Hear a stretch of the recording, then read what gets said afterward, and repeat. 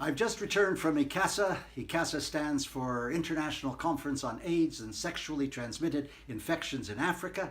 It's held once every 2 years, this time in Côte d'Ivoire, in the capital of Abidjan. It was primarily a Francophone conference because of the concentration of Francophone countries in Central and Western Africa, countries like Côte d'Ivoire, Mali, Mauritania, Chad, the Central African Republic, Senegal, Togo, that complex of countries. It was a conference that was one of the most disorganized that I've ever attended, both in quality and in logistics. It began with an opening session which was filled with fatuous observations. The only decent speech was delivered by the Executive Director of UNAIDS, but then you would expect the Executive Director of UNAIDS to deliver a good speech. The opening session was followed by satellite sessions on treatment and prevention and cure, nothing revelatory or of great consequence. But a pattern emerged which was truly disturbing. The leaders, the senior people in many of the UN agencies leave the conference early. There they are in the program to speak on Thursday, Friday, and Saturday. The conference ran from Monday to Saturday. And there is an exodus of the hotshots on Wednesday night. So people come expecting to hear them at the end of the conference, and they're nowhere to be found. As a matter of fact, there were many sessions where the chair didn't appear, or appeared late, or the panelists were late. It was most extraordinary.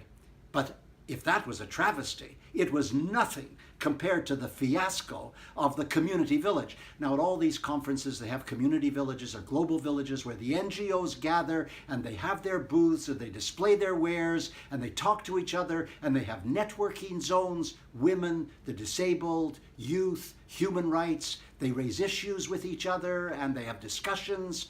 We, AIDS Free World, had a legal consultation center where pro bono lawyers talked to delegates about potential grievances that might have legal recourse.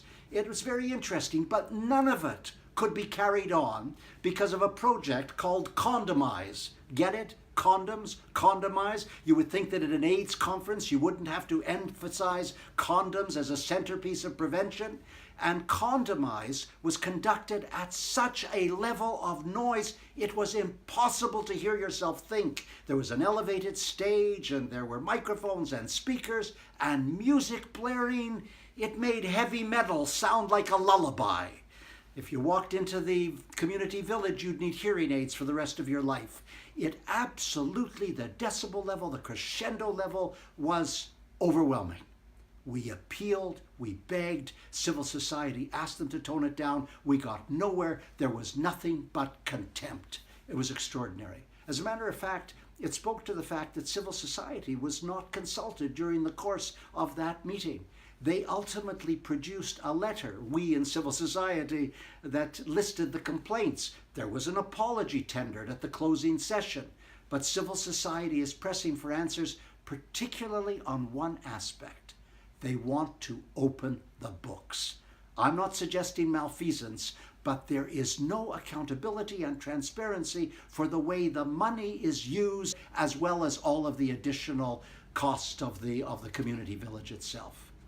Boy, oh boy, these conferences need a repair job.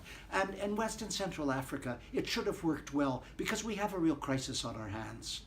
4 million people don't know they're HIV positive. And for the 2 million or so who do know their HIV status, around only a third are in treatment. And the treatment costs are exorbitant, and people can't handle it. So this is something that has to be dealt with, and it was not dealt with at ICASA. And I left in a fairly disgruntled mood, climb onto planes, get home, and they've lost my baggage.